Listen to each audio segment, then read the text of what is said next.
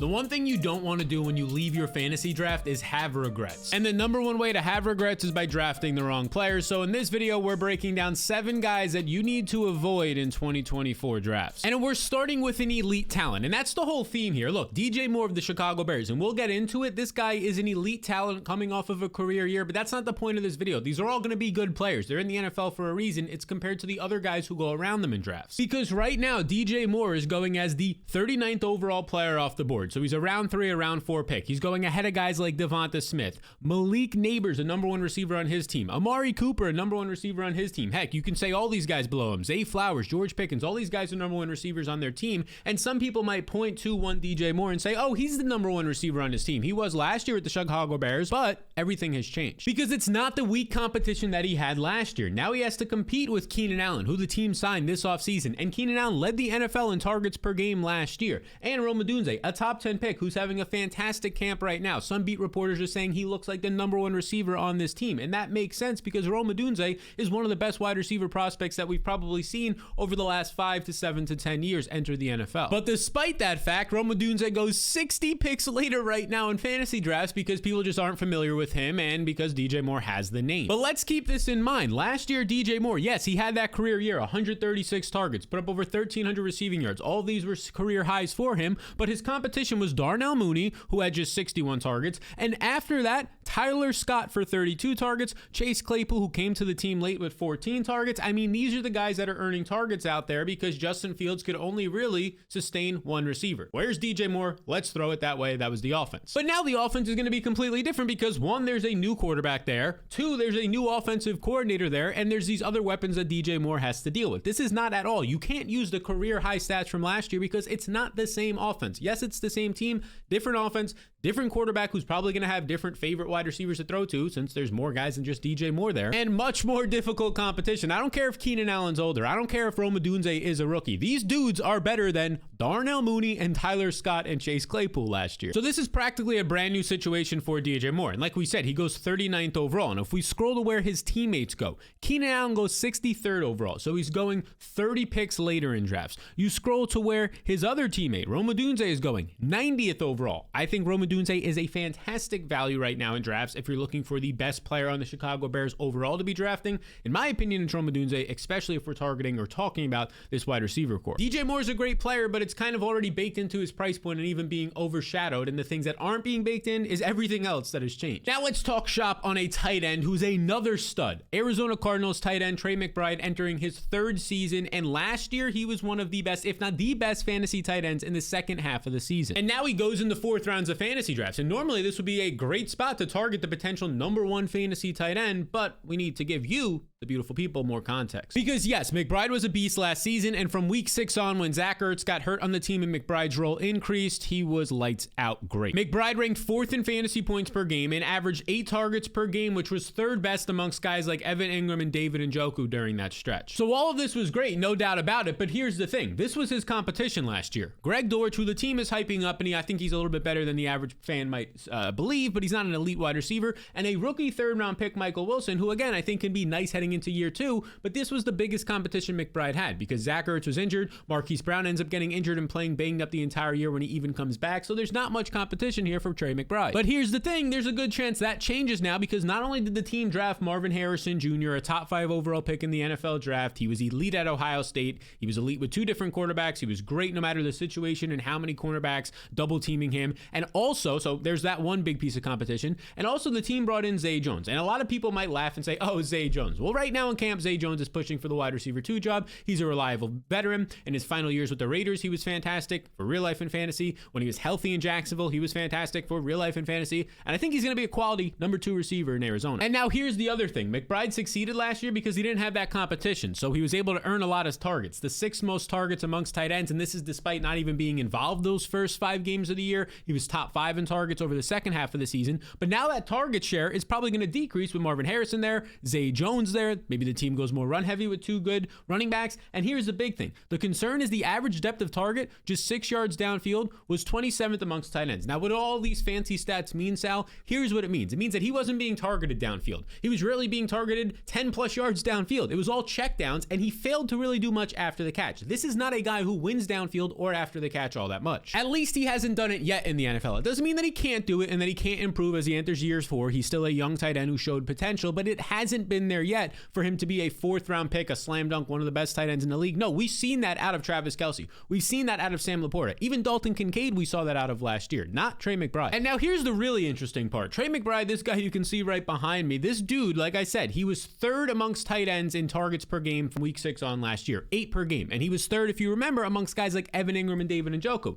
But despite that, McBride now goes 45th overall in drafts as the tight end 3 off the board. And we have to go all the way down to Evan Ingram at 68th, so he goes 23 picks later, and David Njoku at 89th, who's going 40 picks later in drafts. So you can get these similar productive, high-volume tight ends who have good athleticism, great upside. Same type of guys, in my opinion, maybe even have already proved it more than a Trey McBride. 2 to 3 to 4 to 5 rounds later, I'll take those guys instead. The next position we'll talk about is the quarterback position here. And look, I'm talking about Jordan Love, the man who just got paid a bag. Shout out to him. He got paid a bag off of 8 quality starts, and those were great starts. And that's just the name of the game that we're talking about now in the NFL. Generational wealth. I'll always be pro players getting the bag. Go for it. I love it. But look. Here's the deal. We need to break down Jordan Love this year because now he's going in the 7th round of fantasy drafts, and honestly, you're not getting an edge if you draft him at all. Because guys like Jordan Love and even CJ Stroud, they're young, exciting players. They're getting paid big bags. They're fantastic. They were in the postseason last year. We love them. They're great in real life, but for fantasy, they don't have the cheat codes to actually win you weeks. And here's what I mean by that. Jordan Love currently goes as the 71st overall player in drafts. Heck, he's going ahead of Kyler Murray somehow. He's going ahead of Jaden Daniels, which to me sounds crazy. To some of you might not sound crazy since Jaden Daniels is a rookie, but these guys have elite mobile upside.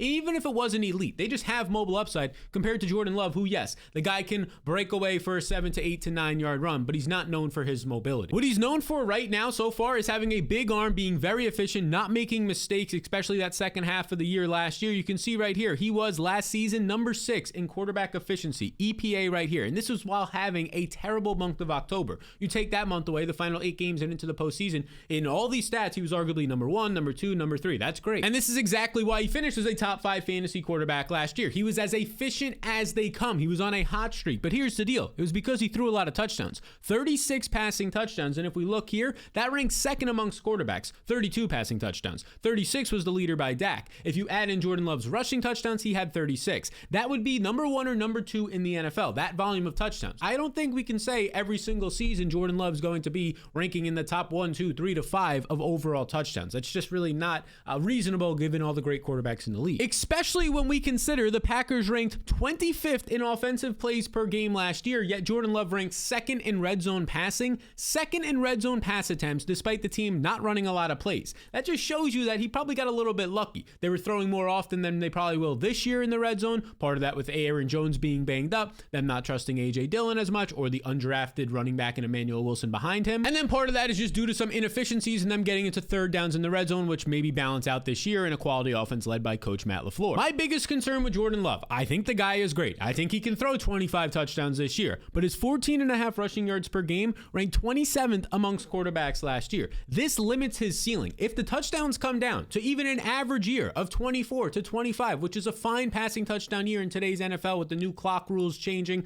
and defenses and all this type of stuff, he's not going to finish as a top 10 quarterback, not even a top 12 quarterback in my opinion at that point. There's not a lot of upside compared to the risks here. I would just much rather have a guy like Kyler Murray who has averaged 40 rushing yards per game in his career and over 5 rushing touchdowns per season. That alone is going to make up for a difference in like 5 to 10 passing touchdowns in fantasy if Jordan Love has that many more. And I don't think he's going to have 10 more passing touchdowns than Kyler Murray, or at least you shouldn't be betting on that immediately. The other thing to bring up is that the Packers offensive line, they have great coaches. They coach up their players there, but this would be the year that you see a dip here. If anything, their run blocking should be better, but they're ranking 14th in PFF's grades right now. David Bakhtiari is finally gone. I mean, they basically haven't had him for the past couple of seasons, but they lost some players like John Runyon in free agency, Josh Neiman, a depth piece in free agency, so they're relying on guys guys like Elkin Jenkins, who's been coming off of some injuries the last couple of years. They're relying on guys like Zach Tom, who has been absolutely great, but now is going to have to take another step forward on this line. And the depth isn't as there as much it has been in previous years, which of course that can hurt your overall offense and quarterback play if it's not up to par. So I'm just not drafting Jordan Love, not because I have a vendetta against the guy. No, it's because I think there's other guys that go later than him in drafts with similar to more upside, which is just a piece of my overall draft strategy. And if you want to win your fantasy league, if this sounds like you want to take home, you can see right here, beat your friends and win a championship. Then you click this button right here to get access to my fantasy blueprint, which as it loads right here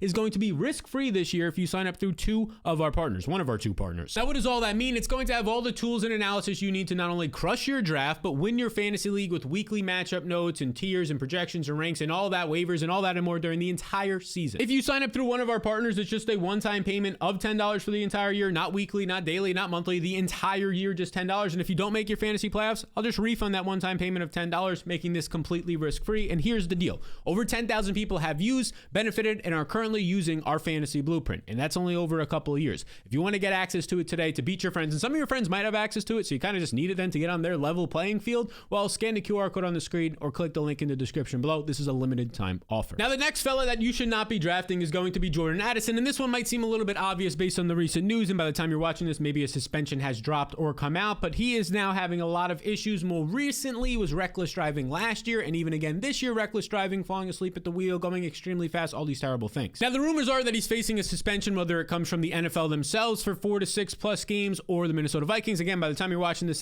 might have already dropped. The fact that Henry Ruggs had a similar situation that ended in a tragedy a couple of years ago, I don't think the NFL or the Minnesota Vikings are going to take this lightly. Now, despite the potential suspension coming up and him dropping in drafts, he is dropping. He goes 88th overall right now, but he was going 80th, so it hasn't dropped all that much. He's still going ahead of guys like Keon Coleman, the Bills' #1 potential receiver this year. Brian Thomas, the #1 or #2 receiver for the Jacksonville Jaguars. You even go down here, Tyler Lockett and Curtis Samuel, top 1 or 2 options for their respective teams, and he goes in a similar range. This is just at the wide receiver position to guys like Ladd McConkey, a Chargers #1 receiver, Christian Watson, a Packers #1 receiver, DeAndre Hopkins, the Titans potential #1 receiver. This is just not the range that a guy like Jordan Addison, even if he's not suspended, should go in. And then if he is suspended, honestly, he might even be off my draft boards, because it's not like this guy will ever have the opportunity to be a #1 receiver in the league. One, he's not built like that. He's built more like a guy who can win on the outside, but mostly operate in the slot. That's where he dominated at USC, but he's also playing with arguably the best NFL receiver in the league, who just signed his contract extension, and Justin Jefferson. He'll never be the #1 option on his team, Jordan Addison. And look, as a rookie, this guy was solid. I don't want to take that away from him, but we need to add context to him being solid. Because yes, he put up 70 catches. That's great. He put up 911 yards. These are great rookie season numbers, no doubt about it, for the first round pick in Addison from a year ago, but we need to add some context because he did a lot of damage when Justin Jefferson was out and injured. If I pull up RotoViz game splits tool right here, you can see in the 7 games without Justin Jefferson, you're seeing Jordan Addison score 14.7 points per game, 7.7 targets per game. That drops to just 5.5 targets and 11.8 fantasy points per game when Justin Jefferson is active. So a massive drop. We're talking like a 30 to 40% drop in overall volume and production combination. And that's not even taking into account the fact that this guy scored 10 touchdowns last year, 5th in the NFL. That's likely coming down considering the volume, considering the fact that Justin Jefferson is going to return,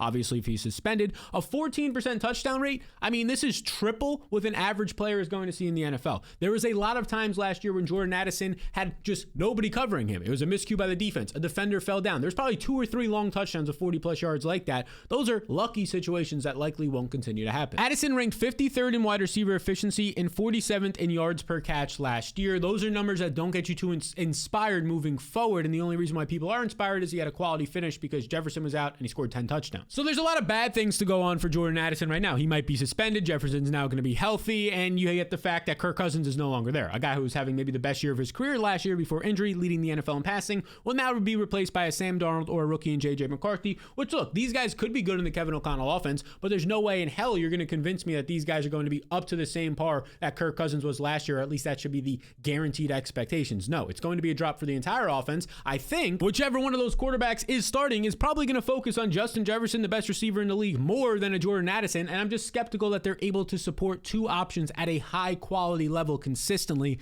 Jefferson will be fine, in my opinion. I don't think Addison will. So I'm passing on Jordan Addison, and let me just say this, whether he's suspended or not, and I'm recording this a couple of days in advance, so if the suspension does come out by now, yeah, still terrible, even worse now, but if he's not suspended, I don't care. I still don't want him. And I also don't want Austin Eckler, and you shouldn't either. This is a guy who's been consistently drafted in like the 1st or 2nd round of drafts the last couple of years. He no longer goes there. He now goes in in like round 8 of drafts, round 9, and I still don't want him. Which might seem crazy, but this dude is now another year older. He's over 29 years old, coming off of an injured and bad season, and he's now on the Washington Commanders. And look, Eckler, like I said, he's 29.2 years old, a former undrafted free agent out of 2017. He's had a great career right now, but this is a guy who left the Los Angeles Chargers because they wanted him to take on a larger workload, and he said, I don't want to take on a larger workload, so he went to the Commanders. I assume sometime in the negotiations, they were probably saying like, oh, okay, yeah, you don't want to take on a larger workload? That's fine. We have a role for you. We have this 8 to 12 touch a game role for you. That's not what I want to hear. And again, that's just my speculation reading between the lines here, but you can see the contract that they gave him. It kind of lines up with that. He got a 2-year deal worth $8 million. Not crazy, nothing crazy here. Only guaranteed was $4.2 million over 2 years.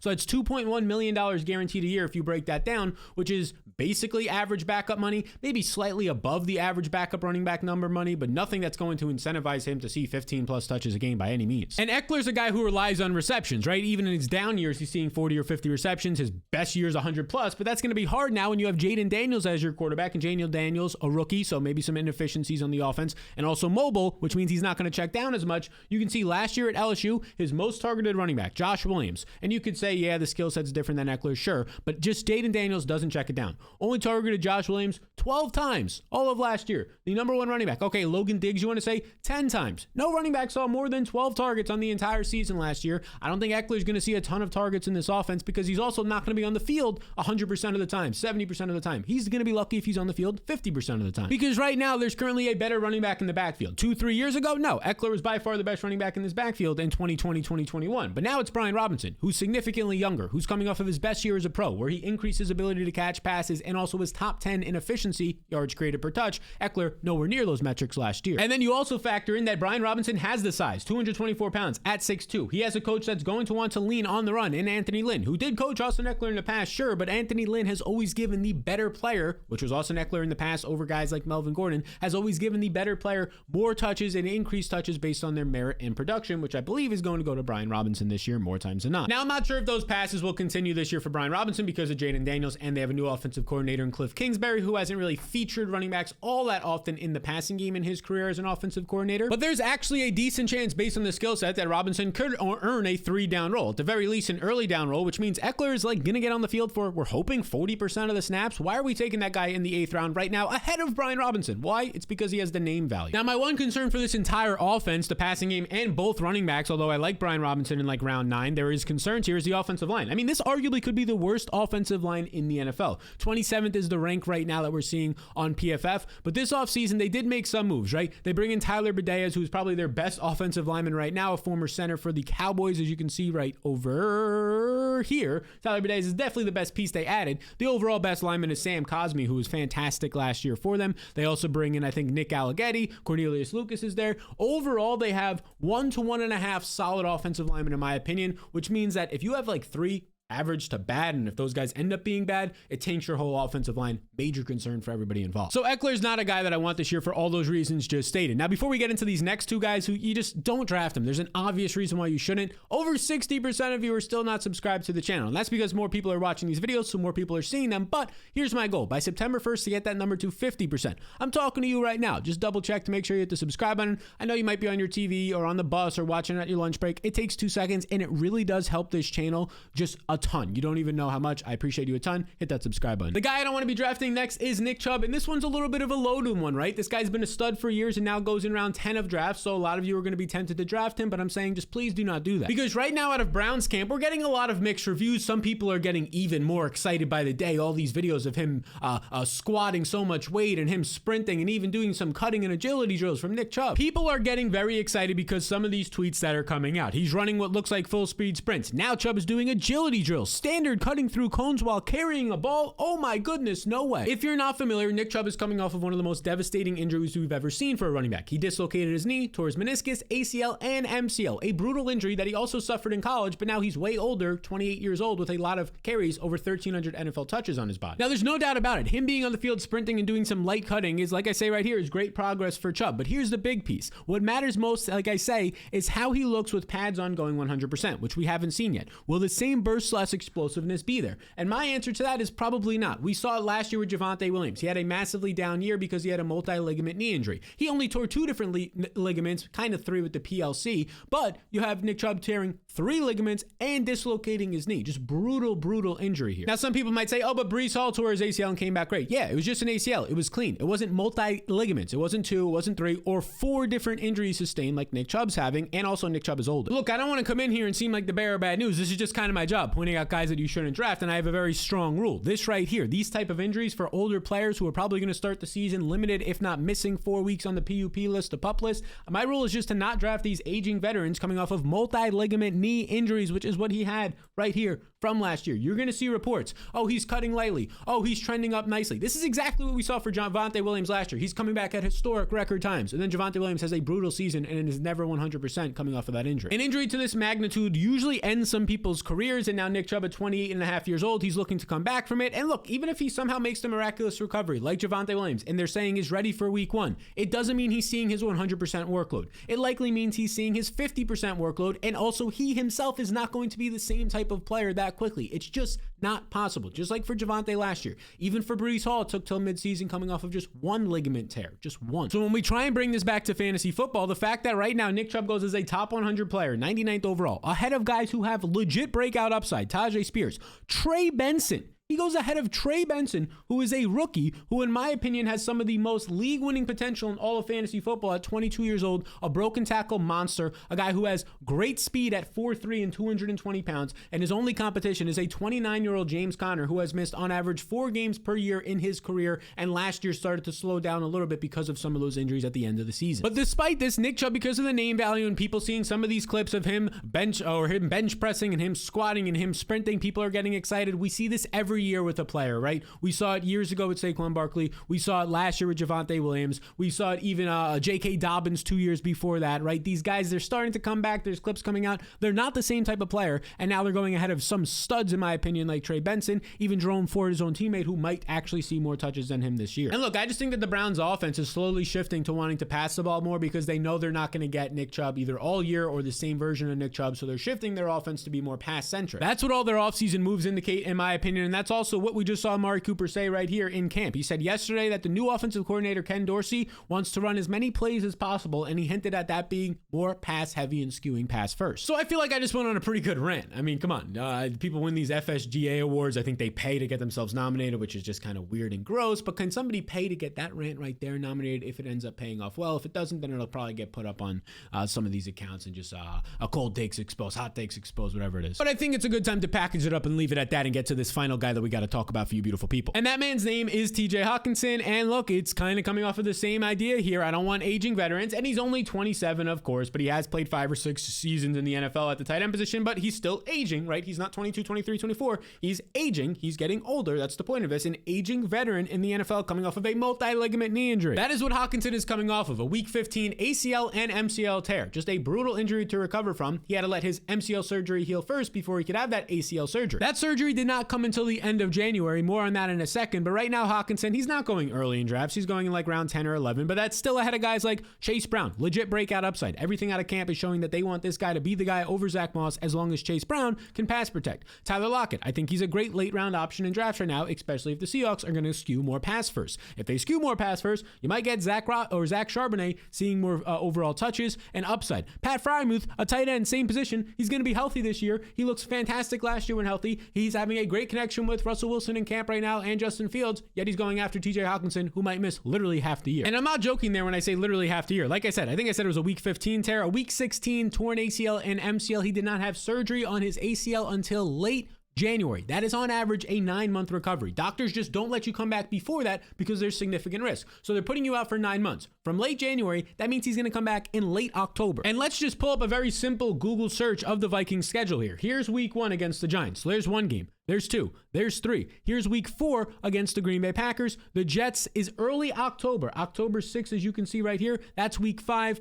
There might be a bye in here somewhere. Yeah, there is. So this is here week 7 at the end of October. So maybe he comes back, if he's lucky, for week 7. So he's missing 6 weeks. Now, maybe he's not ready and he comes back somewhere on this Thursday night game. It's a short week. Okay, maybe they say we want to hold him out again. Now you're looking at week 9. November. That's if he comes back at 9 months, the earliest, week 9. I know that was a lot to go through and scroll through, but look, this was a multi-ligament injury. Usually the recovery time for that, if all goes well, is 10 months, which if we go back to our handy dandy easy looking schedule here, 10 months starts to put him right here around week 12 return against the Chicago Bears around Thanksgiving, November 2024, 2024. That's what we're looking at for the average return for a person with this injury when they had surgery time. We're looking at week 12. If everything else go right, no setbacks, he comes back probably not even 100% at that point. And as I mentioned earlier for this team when we were talking about, Jordan Addison, the quarterback situation isn't the same anymore. It's not the same upside that it was with Kirk Cousins where they can throw for 300 plus yards per game. It might only be 220, 240, 250 yards per game, and Justin Jefferson might be seeing half of that. So when it comes to TJ Hockenson right now, the best case scenario for this guy is he misses 6 to 8 weeks. That is the best case scenario. He's starting the season missing 6 to 8 weeks. And an average scenario is he's missing 8 to 12 weeks. Don't draft him, especially when all those other guys we showed earlier, like the Pat Freiermuths at the same exact position who have similar upside, right? I don't even like Cole Kmet, but at least he's going to be healthy this year. And all these other players across different positions, give me every single one of them before I'm even touching TJ Hockenson. So these are the players that as of right now, you'll regret drafting if you take them in fantasy. I hope you do not. Instead, I want you to have the must-have players, the guys who will help you win your leagues, because there's 10 of them this year. As of now, 10 must-have players. In this video right here, YouTube popping it up. The whole point is, you click it, you watch it, you enjoy, you have some fun, and then you win your league, you smack your competition around. Click that video to do all that. And I'll see you beautiful people. I'll see you in the next one.